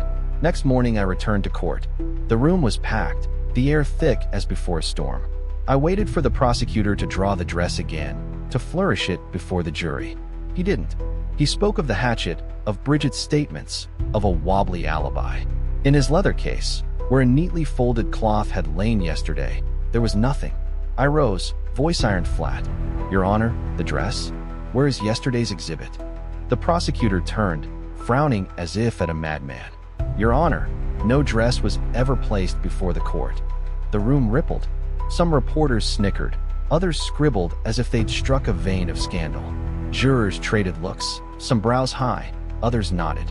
Have the stenographer read yesterday's record, I said. The stenographer, at her small desk, spooled pages, faltered. Nothing, Your Honor. Only the Commonwealth's remarks on the hatchet. No entry for a dress. I went cold. I remembered perfectly. I'd seen it, heard it. Yet on paper, white space. Check the exhibit log, I said to the clerk. He flipped, fingertip trembling. Yesterday's page, blank. No exhibit A, no dress, no mark. I turned to the bailiff, the man who'd carried the bundle. You. Did you bring an item up yesterday? The broad-shouldered man beaded sweat. I remember I did. But in the duty book, nothing. A cotton field rustle swept the benches. I rapped the rail. Your Honor, I request an adverse inference. If an item was shown to the jury and is now missing, the jury may infer it would have harmed the Commonwealth. The judge frowned, tapped the gavel. Denied. There is no official proof of any dress. A low wave, half derision, half unease. I didn't sit. Justice cannot be written in invisible ink. If exhibits appear and vanish, we are trying a case by parlor trick. The prosecutor's mouth crooked. Counsel, you're hunting ghosts. I faced the jury, letting the silence carry me. I don't fear ghosts. I fear blank records. The room tightened. I turned back, dry as salt. If it was a ghost, sir, you made the entire court see it yesterday. Before he could answer, a hand rose from the auxiliary benches. The court artist, the sketchman who drew scenes for the papers. He held a sheet that shook in his fingers. I sketched it. The dress. Yesterday. Here. The room leaned. Charcoal rush lines. Folds, a dark smear at the cuff. Not fine art, but enough for a jury to recognize. Objection, the prosecutor snapped. A sketch is not an exhibit. It proves at least one other person saw it. I cut in. If yesterday was my hallucination, how did his hand keep up? The judge scowled, rolled a palm. The sketch does not replace the original. It may be appended. It is not evidence. Laughter bubbled from the press row. A young reporter whispered, Crow believes in ghost drawings now. An older one rasped, or he's the only man awake in a collective dream. The divide spread like oil. I felt it. The room was no longer trying guilt or innocence. It was trying which reality was permitted to exist. I fired another procedural round. Your Honor, when evidence placed before a jury vanishes, spoliation allows the jury to consider the loss against the controlling party. The prosecutor laughed, brittle. You'll have them infer from what doesn't exist? I answered, cold as a hammer. We are already trying a case built on what doesn't exist. No scream, no forced entry, no blood-soaked weapon. Those nothings killed 2 people. Why are you suddenly afraid of one more nothing? Jurors sat rigid, faces drained. Lizzie, why does a chapel dress? Tapped a finger on the table. 4, pause, 4. Tiny sound, but I heard it. The judge's beat, the axe's beat, the beat where truth tears. She said nothing. She looked at me, glass-bright eyes reflecting lamp flame. Inside the file, pages trembled. I opened. Paint or blood. Smudged, dragged into a long smear, then vanished, blank paper left behind. I clenched my teeth. A cell with invisible bars, the iron of forgetting. A veteran reporter stood despite the gavel. Your Honor, I wrote it yesterday. In my notes. Pale blue dress, brown mark, the room gasped. Now the dress is gone. I refuse to believe hundreds of memories failed together. The benches broke into a hive buzz. Order, the judge barked. The press is not a witness. Sit, but the seed was planted.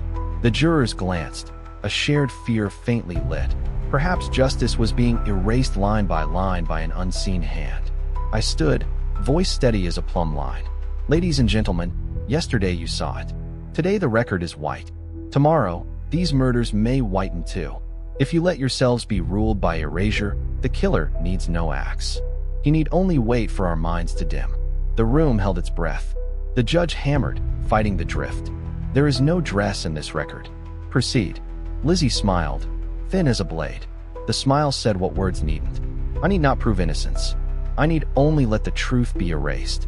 Outside the windows, children sang a jump rope rhyme that had no right to exist in 1893.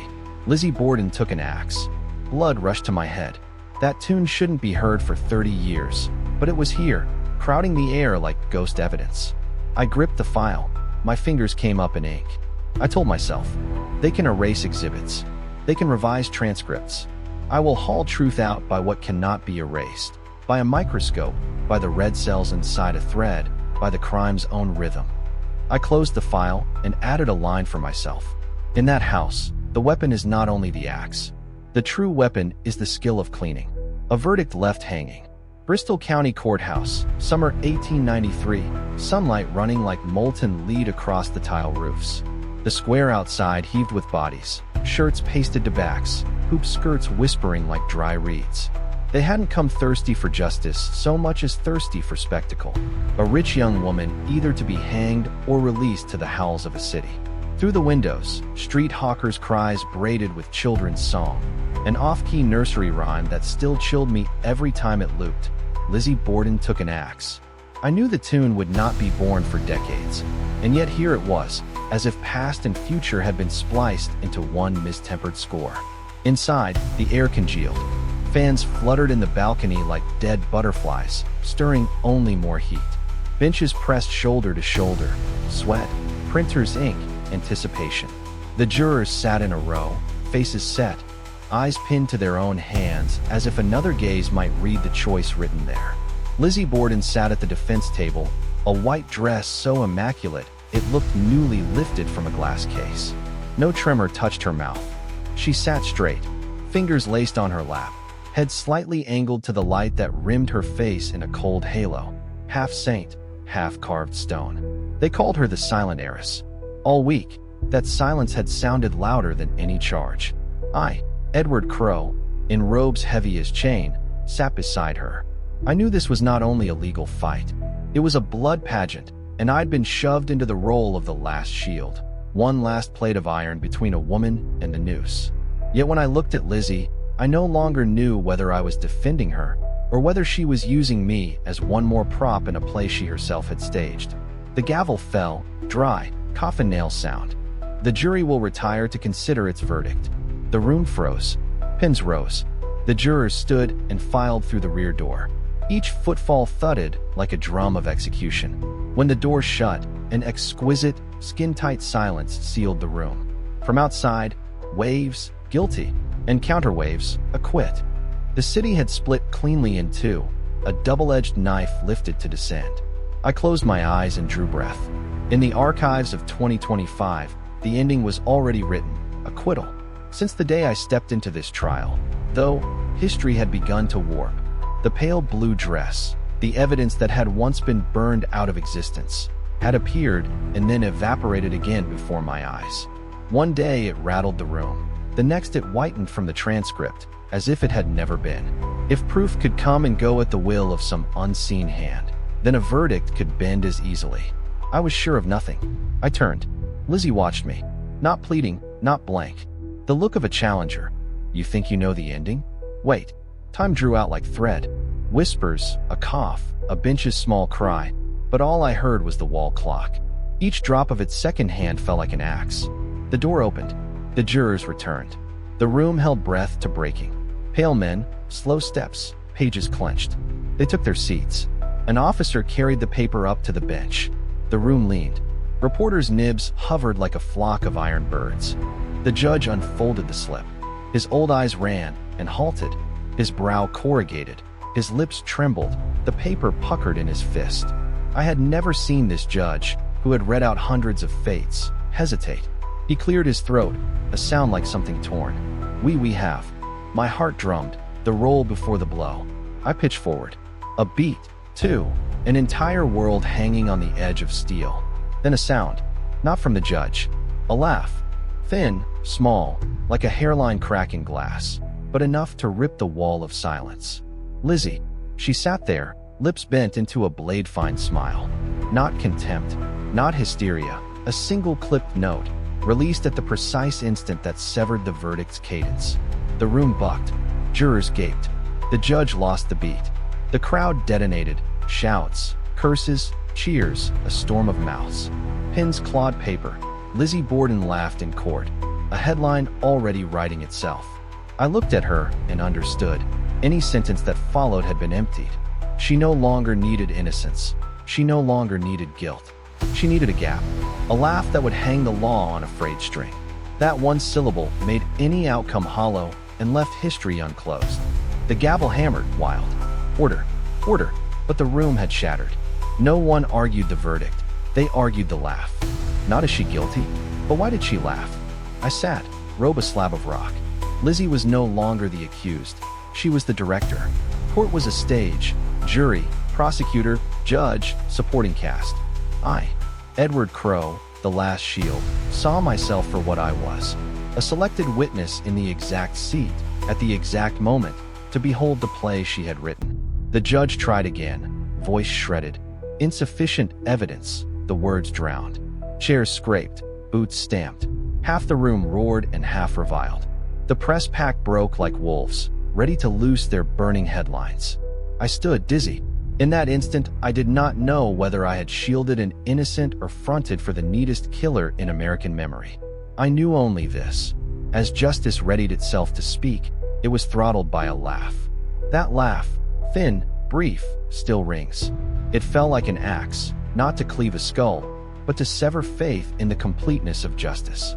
And so the case of Lizzie Borden did not end with a judgment. It ended with an ellipsis. An ellipsis the papers, the public, the jump rope rhyme would stuff with dread, with legend, with the frosted smile of a girl in white. The sentence was read in chaos. Words dropped into air and were swallowed at once by an exploding crowd. No one heard it whole. No one was certain what the judge had just said. Only the gavel's desperate rhythm beat through the torn acoustics. A failed meter. And over it, Lizzie's small laugh quivered like a stretched wire across every chest. I stepped into the corridor, sweat at the nape, limestone dust in the breath, while the square outside boiled. Lines of men and women shrieked verdicts into each other's faces, boots on boots, skirts sweeping grit. Horses screamed as press buggies jammed the lane. Children kept jumping rope in the corner, chanting a rhyme that shouldn't yet exist.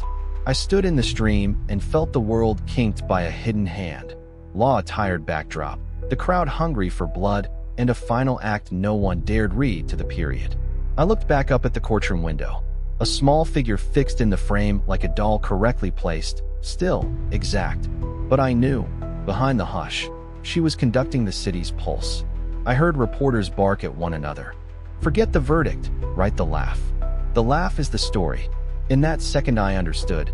She needed no acquittal spelled out, no pristine line in a record. She had made the verdict itself meaningless, left a fissure in which her laugh would live longer than any sentence. I opened Crow's file. The pencil had smudged to ghosts. At the last margin a thin, shaking line. The judgment doesn't matter. Only the gap. The gap, that cultivated uncertainty, was the very thing that would outlive any hanging. I laughed once without joy. I was no lawyer now, only a traveler detained in a blood play whose masked author was my own client. Lizzie emerged minutes later. The crowd surged to see. Curses thrown, applause thrown back. She walked straight, chin up, a smile measured to haunt, but never to explain. Reporters swarmed. Cameras blinked. Questions struck and fell off her. Silence, after the laugh, became the final weapon. No words could pierce it. That night, in a rented room, files spread under oil light that carved axe shadows on the wall, I heard Fall River refuse to sleep, drinking, betting whether Lizzie would live unbothered or die by public curse. The verdict had been read, and yet the story had just begun. The laugh had split history in two. One half swore her innocent, one half swore her damned. Between them, no true border. I tried to write it all. The letters shook, my eyes blurred. One line kept circling back. She laughed in court. Not a detail, a blade in the collective memory. From that day forward, the case would never take a period. Only an ellipsis, an unfinished law, a justice swallowed by silence, and a laugh still ringing in my ear like an axe that falls not to kill, but to sever forever the belief that justice can be whole. An open ending, the axe still echoes. The trial dissolved into chaos. Reporters poured out of the courthouse like a murder of crows, ink splattering across paper, their trembling hands still desperate to catch every word before it vanished.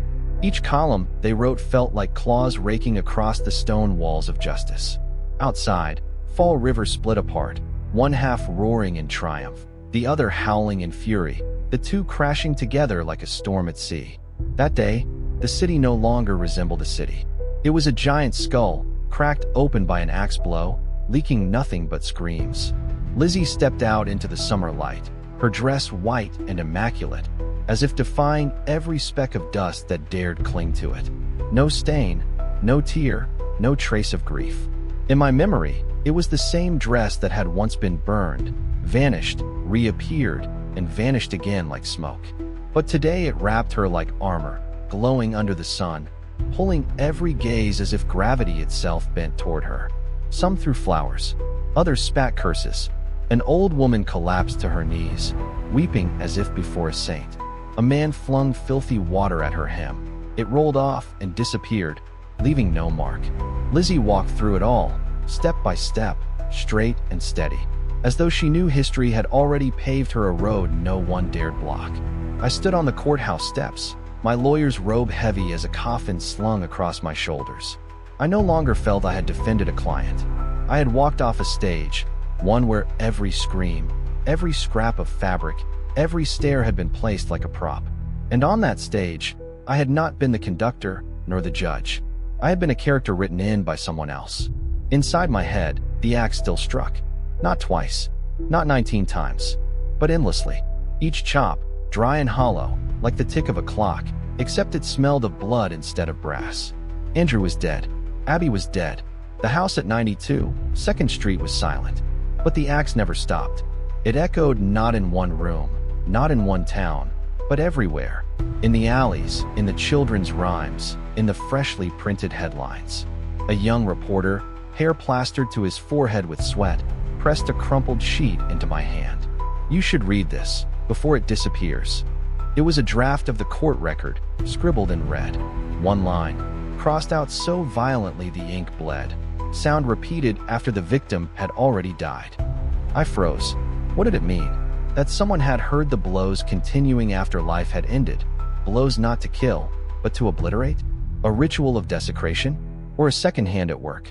I glanced up at the second-story window of the courthouse. For a moment, in the late light, I saw a thin silhouette, an axe glinting in its hand. I blinked, gone. Only the curtains swayed in the breeze. Perhaps an illusion. But in Fall River, illusions and truths wore the same mask. Lizzie turned her head. Our eyes met. Gone was the smirk, gone the challenge. What remained was a silence so dense it pressed like fog. In that silence, her gaze seemed to whisper, "This is no longer my story. It's yours." The crowd roared, guilty, innocent. Two voices, two truths, clashing like axes swung in opposite directions. The city itself had been split, and no one would mend the seam. The newspapers tore the case into shards. One screamed, "Lizzie, Demonis who smiled in court." Another, "Justice for the innocent heiress." Some sketched an axe dripping red, her shadow behind it. Others printed her in white silk, angelic. One day, one city, one trial, and two irreconcilable realities. Between them, the axe kept falling, blow upon blow, never ceasing. I stepped down from the stone stairs. Each footfall sank me deeper into a maze of memory. In Crow's files from 2025, I remembered the scribbled line, "The dress only appears when needed. Then it disappears." Yesterday I saw it. Today, it dissolved into nothing. Just like Lizzie's laugh at the verdict, a fracture left behind, a void for imagination to pour itself into. I understood then. This case was never about who swung the axe. It was about a machine that ground truth to dust. Every piece of evidence surfaced only to be swallowed. Every witness's voice bent into distortion. Every lawyer who chased justice ended up haunted only by the sound of the axe. Night fell on Fall River. The crowd's noise faded, but the chopping continued in my ears. Sometimes it came from the case files, each page slashed by an unseen blade. Sometimes it came from the stairs of my lodging. And sometimes it struck inside my own skull, splintering memory into shards. Andrew was gone. Abby was gone. Lizzie was free. But the weapon was alive. At night, the city no longer felt alive. It felt like a single vast house, every window a whispering mouth. Oil lamps flickered, shadows stretched. Looms beat in the distance, thumping like mechanical hearts. And between the beats, the axe. At my table, the case file lay open. In the margin, "If you hear the axe, don't look for its source. It's not outside. It's between the layers of time." I closed my eyes. Between layers of time. Was I living in 1893 and 2025 at once? Or had the case itself become a doorway, swallowing whoever dared read? The axe struck again. 3 blows. I opened my eyes. The desk before me bore 3 fresh cracks, aligned as if carved by steel. My hand touched them, ice cold. I knew then, the trial was not finished. It had never been finished. Fall River. Boston, 1893, 2025. All collapsed into one room with two mini windows. And in that room, the axe swung on, not to kill again, but to remind us the weapon lived, while truth had long since died. I, Edward Crowe, the last shield, once thought myself a defender. Now I understood. I was only the keeper of a box filled with ghosts. And every night, when I closed my eyes, I heard the children outside, voices that should not exist yet, singing. Lizzie Borden took an axe. I pressed my hands to my ears, but the blows still fell.